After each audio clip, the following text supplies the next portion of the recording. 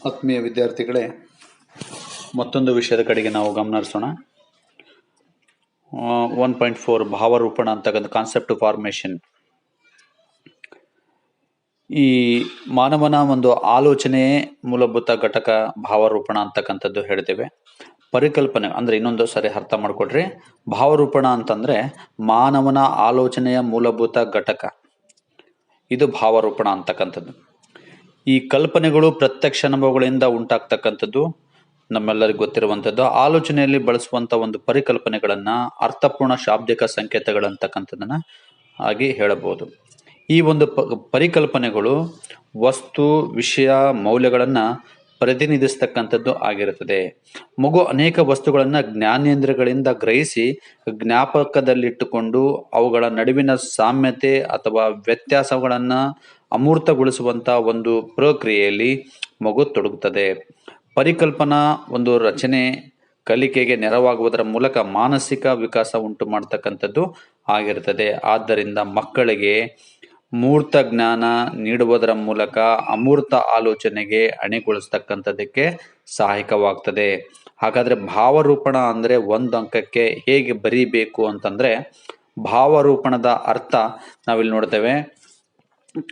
ಪರಿಕಲ್ಪನಾ ರಚನೆಗೆ ನಾವು ಬಿಂಬ ಕಲ್ಪನೆ ಅಥವಾ ಭಾವರೂಪಣ, ಭಾವ ಕಲ್ಪನೆಗಳಂತಲೂ ಸಹಿತ ಇಲ್ಲಿ ಕರಿತಕ್ಕಂಥದ್ದು ನಾವು ನೋಡ್ತೇವೆ. ಅಂದ್ರೆ ಆಲೋಚನೆಗೆ ಪ್ರತ್ಯಕ್ಷ ಜ್ಞಾನ ಪ್ರಥಮ ಹೆಜ್ಜೆಯಾದರೆ ಎರಡನೇ ಹೆಜ್ಜೆಯೇ ಭಾವರೂಪಣವಾಗಿರುತ್ತದೆ. ಇದು ಒಂದು ಅಂಕಕ್ಕೆ ಇಷ್ಟು ಬರೆದ್ರೆ ಸಾಕಾಗುತ್ತೆ. ಭಾವರೂಪಣದ ಅರ್ಥ ಅಂದ್ರೆ ಪರಿಕಲ್ಪನಾ ರಚನೆಗೆ ಕೊಡುವಂತ ಬಿಂಬ ಕಲ್ಪನೆ ಅಥವಾ ಭಾವಕಲ್ಪನೆ ಅಂತಕ್ಕಂಥದ್ದನ್ನ ಹೇಳಬಹುದು. ಈ ಭಾವರೂಪಣದ ಬಗ್ಗೆ ಡೆಫಿನಿಷನ್ಗಳು ಅಂದ್ರೆ ಶಿಕ್ಷಣ ತಜ್ಞರು ತಮ್ಮದೇ ಆಗಿರತಕ್ಕಂಥ ಅಭಿಪ್ರಾಯಗಳನ್ನು ಇಲ್ಲಿ ವ್ಯಕ್ತಪಡಿಸಿದ್ದಾರೆ. ಅವುಗಳನ್ನು ನಾವು ಗಮನಿಸೋಣ. ಇಲ್ಲಿ ಒಮ್ಮೆ ಪ್ರತ್ಯಕ್ಷ ಅನುಭವದಿಂದ ಪಡೆದ ದೃಶ್ಯವನ್ನ ಪುನಃ ಮನಸ್ಸಿನಲ್ಲಿ ಮೂಡಿಸಿಕೊಳ್ಳುವುದೇ ಭಾವರೂಪಣ ಅಂತಕ್ಕಂಥದ್ದು. ಇದು ಒಂದು ಅಂಕಕ್ಕೆ ನೀವು ಬರೀಬಹುದು. ಒಮ್ಮೆ ಪ್ರತ್ಯಕ್ಷ ಅನುಭವದಿಂದ ಪಡೆದಂತ ದೃಶ್ಯವನ್ನ ಪುನಃ ಮನಸ್ಸಿನಲ್ಲಿ ಮೂಡಿಸಿಕೊಳ್ಳುವುದೇ ಭಾವರೂಪಣವಾಗಿರ್ತದೆ. ಅದು ಹೇಗೆ ಉಂಟಾಗ್ತದೆ ಭಾವರೂಪಣ ಅಂತಂದ್ರೆ, ಪ್ರಾರಂಭದಲ್ಲಿ ನಾವು ಸಂವೇದನೆ, ಅದ್ರ ಜೊತೆಗೆ ಅರ್ಥೈಸಿಕೊಳ್ಳುವಿಕೆ, ಪ್ರತ್ಯಕ್ಷ ಅನುಭವ ಉಂಟಾಗ್ತದೆ. ಪ್ರತ್ಯಕ್ಷ ಅನುಭವದೊಂದಿಗೆ ಸಾಮಾನ್ಯೀಕರಣಗೊಳ್ಳುವುದರ ಮೂಲಕ ಭಾವರೂಪಣ ಇಲ್ಲಿ ಉಂಟಾಗ್ತದೆ ಅಂತಕ್ಕಂಥದ್ದು. ಇನ್ನೊಂದ್ಸರಿ ಹೇಳ್ತೀನಿ ವಿದ್ಯಾರ್ಥಿಗಳೇ, ಸಂವೇದನೆ ಮತ್ತು ಅರ್ಥೈಸುವಿಕೆ ಇವೆರಡೂ ಸೇರಿ ನಂತರ ಏನಾಗ್ತದೆ ಅಂದ್ರೆ ಪ್ರತ್ಯಕ್ಷ ಅನುಭವ ಉಂಟಾಗ್ತದೆ. ಪ್ರತ್ಯಕ್ಷ ಅನುಭವ ಜೊತೆಗೆ ಸಾಮಾನ್ಯೀಕರಣ ಮಾಡಿಕೊಳ್ಳುವುದರ ಮೂಲಕ ಭಾವರೂಪಣಕ್ಕೆ ಬರಬಹುದು ಅಥವಾ ಭಾವರೂಪಣ ಉಂಟಾಗ್ತಕ್ಕಂಥದ್ದು ಇಲ್ಲಿ ಕಂಡು ಬರ್ತದೆ. ಶಿಕ್ಷಣ ತಜ್ಞರಾಗಿರ್ತಕ್ಕಂಥ ಜೇಮ್ಸ್ ರಾಸ್ ಅವರು ಹೇಳ್ತಾರೆ, ನಮ್ಮ ವಾಸ್ತವಿಕ ಅಥವಾ ಕಾಲ್ಪನಿಕ ಯೋಜನೆ ವಿಷಯಗಳನ್ನ ಅರ್ಥೈಸಲು ಅರ್ಹತೆಯನ್ನು ಒದಗಿಸುವ ಮಾದರಿ, ಯೋಜನೆ ಹಾಗೂ ಮಾನಸಿಕ ಭಾವನೆಗಳೇ ಭಾವರೂಪಣ ಅಂತಕ್ಕಂಥದ್ದು. ಅಂದ್ರೆ ನಮ್ಮ ವಾಸ್ತವಿಕ ಅಥವಾ ಕಾಲ್ಪನಿಕ ಯೋಜನೆಯ ವಿಷಯಗಳನ್ನ ಅರ್ಥೈಸ್ಲಿಕ್ಕೆ ಅರ್ಹತೆಯನ್ನು ಒದಗಿಸುವ ಮಾದರಿ, ಯೋಜನೆ ಅಥವಾ ಮಾನಸಿಕ ಭಾವನೆಗಳೇ ಭಾವರೂಪಣ ಅಂತಕ್ಕಂಥದ್ದು ಜೇಮ್ಸ್ ರಾಸ್ ಅವರು ಹೇಳ್ತಾರೆ. ಮೋರ್ಗಾನ್ ಅಂತಕ್ಕಂಥ ತಜ್ಞ ಹೇಳ್ತಾನೆ, ಅನೇಕ ವಸ್ತುಗಳು ಅಥವಾ ಘಟನೆಗಳು ಹೊಂದಿರುವ ಸಾಮಾನ್ಯ ಗುಣಲಕ್ಷಣಗಳನ್ನು ಪ್ರತಿನಿಧಿಸುವ ಸಾಂಕೇತಿಕ ರಚನೆಯೇ ಪರಿಕಲ್ಪನೆ ಅಂತಕ್ಕಂಥದ್ದನ್ನ ಹೇಳ್ತಾರೆ. ಈ ಪರಿಕಲ್ಪನೆ ಅನ್ನೋದಕ್ಕೆ ಮತ್ತೊಂದು ಅರ್ಥ ಭಾವರೂಪಣ ಅಂತಕ್ಕಂಥದ್ದು. ಫೆಲ್ಡ್ಮನ್ ಅವರು ಹೇಳ್ತಾರೆ, ಸಾಮಾನ್ಯ ಗುಣಲಕ್ಷಣಗಳನ್ನು ಹೊಂದಿರುವ ಜನರು, ಘಟನೆಗಳು ಮತ್ತು ವಸ್ತುಗಳನ್ನು ಒಗ್ಗೂಡಿಸುವಿಕೆಯೇ ಇಲ್ಲಿ ಪರಿಕಲ್ಪನೆ ಅಂತಕ್ಕಂಥದ್ದು. ಅಂದ್ರೆ ಇಲ್ಲಿ ಭಾವರೂಪಣದ ಅರ್ಥ ಮತ್ತು ವ್ಯಾಖ್ಯೆಗಳನ್ನ ಗಮನಿಸಿದಾಗ ನಮಗೆ ಸ್ಪಷ್ಟವಾಗಿ ಗೊತ್ತಾಗ್ತಾ ಇದೆ. ಪ್ರತ್ಯಕ್ಷ ಅನುಭವದ ಫಲವಾಗಿ ನಮ್ಮ ಮನಸ್ಸಿನಲ್ಲಿ ಮೂಡುವಂತ ಆ ವಸ್ತು ಆಗಿರ್ಬೋದು, ವಿಷಯ ಆಗಿರ್ಬೋದು, ವ್ಯಕ್ತಿಗಳು ಅಮೂರ್ತ ಚಿತ್ರಣವೇ ಭಾವರೂಪಣ ಎಂಬುದು ಸ್ಪಷ್ಟವಾಗ್ತಕ್ಕಂಥದ್ದು ಇಲ್ಲಿ ಕಂಡು ಬರುತ್ತೆ. ಅಂದ್ರೆ ನಾವು ಪಂಚೇಂದ್ರಿಯಗಳ ಮೂಲಕ ಪ್ರತ್ಯಕ್ಷವಾಗಿ ಪಡೆದ ವಿಷಯ, ವಸ್ತು ಮತ್ತು ಚಿತ್ರಣಗಳನ್ನ ಬೇಕೆಂದಾಗ ಸ್ಮೃತಿ ಪಟಲದ ಮೇಲೆ ತಂದುಕೊಳ್ಳುವಂತ ಒಂದು ಪ್ರಕ್ರಿಯೆ ಭಾವರೂಪಣವಾಗಿರ್ತದೆ ಎಂಬ ಒಂದು ನಿರ್ಣಯಕ್ಕೆ ಈ ಎಲ್ಲಾ ವ್ಯಾಖ್ಯೆಗಳನ್ನ ಗಮನಿಸಿದಾಗ ನಾವು ಕಾಣ್ಕೊಳ್ಬಹುದು. ಭಾವರೂಪಣದ ಪ್ರಕ್ರಿಯೆ ಹೇಗಿರುತ್ತದೆ ಅಂದ್ರೆ, ಮುಖ್ಯವಾಗಿ ಭಾವರೂಪಣ ಅಂದ್ರೆ ಪ್ರೊಸೆಸ್ ಆಫ್ ಕಾನ್ಸೆಪ್ಟ್ ಫಾರ್ಮೇಶನ್ ಹೇಗೆ ನಡೆಯುತ್ತೆ ಅಂತಂದ್ರೆ, ಇದನ್ನು ಮುಖ್ಯವಾಗಿ 4 ಅಂಶಗಳ ಮೂಲಕ ನಡೀತಕ್ಕಂಥದ್ದು ಇಲ್ಲಿ ಕಂಡು ಬರ್ತದೆ. ಭಾವರೂಪಣದ ಪ್ರಕ್ರಿಯೆ ವಿವರಿಸಿ ಅಂತ ಇದು ಸಹಿತ 5 ಅಂಕದ ಪ್ರಶ್ನೆಗಳಾಗಿ ಇಲ್ಲಿ ಕೇಳಿರ್ತಕ್ಕಂಥದ್ದಿದೆ. ಇಲ್ಲಿ ಮುಖ್ಯವಾಗಿ ಅನುಭವ ಅಂತಕ್ಕಂಥದ್ದು ಮೊದಲನೇದಾಗಿ ನಾವು ನೋಡಿದ್ರೆ, ಎರಡನೇದು ಸಾಮಾನ್ಯೀಕರಣ, ಮೂರನೇದು ಸಾರಾಂಶೀಕರಣ, ಮೂರನೇದು ಸಾಮಾನ್ಯೀಕರಣ, ನಾಲ್ಕನೇದು ವಿಶ್ಲೇಷಣೆ ಅಂತಕ್ಕಂಥದ್ದು.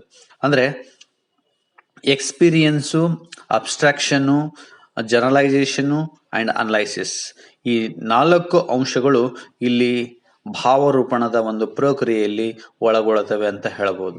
ಮೊದಲನೇದಾಗಿ ನಾವು ನೋಡೋದಾದ್ರೆ ಅನುಭವ ಕ್ರಿಯೆಯಲ್ಲಿ ನೇರವಾಗಿ ಭಾಗವಹಿಸುವಂತ ಒಂದು ಪ್ರಕ್ರಿಯೆ ಆಗಿರುತ್ತದೆ. ಈ ಒಂದು ಪ್ರಕ್ರಿಯೆಯಲ್ಲಿ ಪಂಚೇಂದ್ರಗಳು ಪಾಲ್ಗೊಂಡು ಜ್ಞಾನ ಅನುಭವಗಳನ್ನು ಪಡೆಯುತ್ತವೆ. ಜೊತೆಗೆ ವೀಕ್ಷಣೆಯು ಅನುಭವಕ್ಕೆ ಅವಕಾಶ ನೀಡತಕ್ಕಂಥದ್ದು ಇಲ್ಲಿ ಕಂಡು ಬರುತ್ತದೆ. ಇದು ಅನುಭವ ಭಾವರೂಪಣಕ್ಕೆ ಇಲ್ಲಿ ಸಹಾಯಕವಾಗ್ತದೆ ಅಂತ ಹೇಳ್ಬೋದು. ಇನ್ನ ಸಾರಾಂಶೀಕರಣ, ಅಬ್ಸ್ಟ್ರಾಕ್ಷನ್ಸ್ಗಳು ಹೇಗಿರ್ತದೆ ಎರಡನೇದು ಅಂತಂದಾಗ, ಇಲ್ಲಿ ಸಾರಾಂಶೀಕರಣ ಏನಂದ್ರೆ ವಿಶ್ಲೇಷಣಾ ಒಂದು ಪ್ರಕ್ರಿಯೆ ಆಗಿರುತ್ತದೆ. ಇದರಲ್ಲಿ ಅವಶ್ಯಕ ಗುಣಧರ್ಮಗಳನ್ನ ಪರಿಗಣಿಸಿ ಅನವಶ್ಯಕ ಮತ್ತು ನಿರುಪಯುಕ್ತ ಗುಣಗಳನ್ನ ಕೈ ಬಿಡ್ತಕ್ಕಂಥದ್ದು ನಾವು ನೋಡ್ತೀವಿ. ಬಹಳಷ್ಟು ಸನ್ನಿವೇಶಗಳಲ್ಲಿ ಅನುಭವಿಸಿ ಸಾಮಾನ್ಯ ಅಂಶಗಳನ್ನ ಶೋಧಿಸುವಂತ ಒಂದು ಪ್ರಕ್ರಿಯೆ ಇದಾಗಿರ್ತದೆ. ಎಷ್ಟೋ ವಿಷಯಗಳನ್ನ ಕೇಳಿ ಇಂಪಾರ್ಟೆಂಟ್ ಅಂತ ಯಾವ್ದು ಅನಿಸಿರುತ್ತದೋ, ಅಗತ್ಯ ಅಂತ ಯಾವ್ದು ಅನಿಸಿರುತ್ತದೋ ಆ ವಿಷಯ ವಸ್ತುಗಳನ್ನ ಮಾತ್ರ ನಾವು ಗಮನದಲ್ಲಿ ಇಟ್ಕೊಂಡು ಉಳಿಕಿದ್ದನ್ನ ನಾವು ಅದನ್ನ ಏಕಾಗ್ರತೆಗೊಳಿಸದೆ, ಅದನ್ನ ಗಮನಿಸಿಕೊಳ್ಳದೆ ನಾವು ಅದನ್ನ ಬಿಡ್ತಕ್ಕಂಥದ್ದು ನಾವು ನೋಡ್ತೀವಿ. ಹೀಗಾಗಿ ಇಲ್ಲಿ ಸಾರಾಂಶೀಕರಣ ಅಂತಕ್ಕಂಥದ್ದು ಸಹಿತ ಇಲ್ಲಿ ಬಹಳ ಮುಖ್ಯವಾಗಿರ್ತದೆ. ಭಾವರೂಪನ ಉಂಟು ಮಾಡಬೇಕಾದ್ರೂ ಸಾರಾಂಶೀಕರಣ ಇಲ್ಲಿ ಬೇಕಾಗ್ತದೆ. ಸಾಮಾನ್ಯ ಅಂಶಗಳನ್ನು ಶೋಧಿಸುವಂತ ಒಂದು ಪ್ರಕ್ರಿಯೆ ಸಾರಾಂಶೀಕರಣವಾಗಿರ್ತದೆ. ಇನ್ನು ಮೂರನೇದಾಗಿ ನಾವು ನೋಡಿದಾಗ ಸಾಮಾನ್ಯೀಕರಣ ಅಂದ್ರೆ ಜನರಲೈಸೇಷನ್. ಸಾಮಾನ್ಯೀಕರಣವು ಭಾವರೂಪಣದಲ್ಲಿ ದಲ್ಲಿನ ಒಂದು ಮತ್ತೊಂದು ಪ್ರಮುಖ ಅಂಶ ಅಂತ ನಾವಿಲ್ಲಿ ಹೇಳ್ಬೋದು.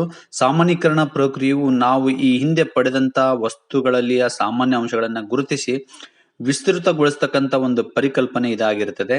ಸಾಮಾನ್ಯೀಕರಣದಲ್ಲಿ ಅಮೂರ್ತ ಜ್ಞಾನವು ಅಸಂಖ್ಯಾತ ಸನ್ನಿವೇಶ ಮತ್ತು ವಸ್ತುಗಳೊಂದಿಗೆ ಪರೀಕ್ಷಿಸಿ ಈ ಒಂದು ಭಾವರೂಪಣವನ್ನ ಸ್ಪಷ್ಟೀಕರಣಗೊಳಿಸ್ತಕ್ಕಂಥದ್ದು. ಅದನ್ನ ನಾವೇನಂತೀವಿ ಅಂದ್ರೆ ಸಾಮಾನ್ಯೀಕರಣ ಅಂತಕ್ಕಂಥದ್ದನ್ನ ಹೇಳ್ತೀವಿ. ಅಂದ್ರೆ ಅಮೂರ್ತ ಜ್ಞಾನವು ಅಸಂಖ್ಯಾತ ಸನ್ನಿವೇಶ ಮತ್ತು ವಸ್ತುಗಳೊಂದಿಗೆ ಪರೀಕ್ಷಿಸಿ ಭಾವರೂಪಣವನ್ನ ಸ್ಪಷ್ಟೀಕರಣಗೊಳಿಸಿ ಅದನ್ನು ಸಾಮಾನ್ಯೀಕರಣಗೊಳಿಸ್ತಕ್ಕಂಥ ಕೆಲಸ ಈ ಭಾವರೂಪಣ ಇಲ್ಲಿ ಮಾಡುತ್ತೆ. ಇನ್ನು ಕೊನೆಯದಾಗಿ ನಾವು ನೋಡೋದಾದ್ರೆ ವಿಶ್ಲೇಷಣೆ ಅಂತಕ್ಕಂಥದ್ದು, ಅನಲೈಸಿಸ್ ಅಂತ ಹೇಳ್ತೀವಿ. ಇದು ಒಂದು ಸಹಿತ ವ್ಯವಸ್ಥಿತವಾಗಿರ್ತಕ್ಕಂಥ ಒಂದು ವಿಧಾನ ಅಂತ ಹೇಳ್ತೀವಿ. ಇಲ್ಲಿ ತಂತ್ರಗಳನ್ನು ಬಳಸಿಕೊಂಡು ಶೈಕ್ಷಣಿಕ ವಿಷಯ ವಸ್ತು ವಿಶ್ಲೇಷಿಸುವ ಒಂದು ಕ್ರಮಬದ್ಧವಾಗಿರ್ತಕ್ಕಂಥ ವಿಧಾನವಾಗಿರುತ್ತದೆ. ಜ್ಞಾನವನ್ನು ಪಡೆದ ಅದನ್ನು ಸರಿಯಾಗಿ ಅರ್ಥೈಸಿಕೊಂಡು ವಿಶ್ಲೇಷಿಸಿ ಜೀವನದಲ್ಲಿ ಅಳವಡಿಸಿಕೊಳ್ಳತಕ್ಕಂಥದ್ದಕ್ಕೆ ಇದು ಸಹಾಯಕವಾಗ್ತದೆ. ಹೀಗಾಗಿ ಭಾವರೂಪಣ ಪ್ರಕ್ರಿಯೆಯು ಸಹಿತ ಪರೀಕ್ಷಾ ದೃಷ್ಟಿಯಿಂದ ಇಂಪಾರ್ಟೆಂಟು. ಇವುಗಳಲ್ಲಿ ಇನ್ನೂ ಈ ಒಂದು ಘಟಕದಲ್ಲಿ ಇಂಪಾರ್ಟೆಂಟ್ ಅಂಶಗಳು ಬರ್ತಕ್ಕಂಥದ್ದು ನಾವು ನೋಡ್ತೀವಿ. ಈ ಭಾವರೂಪಣ ನಿಮಗೆ ಪರೀಕ್ಷಾ ದೃಷ್ಟಿಯಿಂದ 1-2 ಅಂಕದ ಪ್ರಶ್ನೆ ಮಾತ್ರ ಇಲ್ಲಿ ಆಗಿರ್ಲಿಕ್ಕೆ ಸಾಧ್ಯತೆ ಇರುತ್ತೆ. ಒಂದು ವೇಳೆ 5 ಅಂಕದ ಪ್ರಶ್ನೆ ಕೇಳೋದಾದ್ರೆ ಈ ಭಾವರೂಪಣದ ಪ್ರಕ್ರಿಯೆನ ಸಂಕ್ಷಿಪ್ತವಾಗಿ ವಿವರಿಸಿ ಅಂದಾಗ ಈ 4 ಪಾಯಿಂಟ್ಗಳನ್ನ ನಾವಲ್ಲಿ ವಿವರಿಸಬೇಕಾಗ್ತದೆ.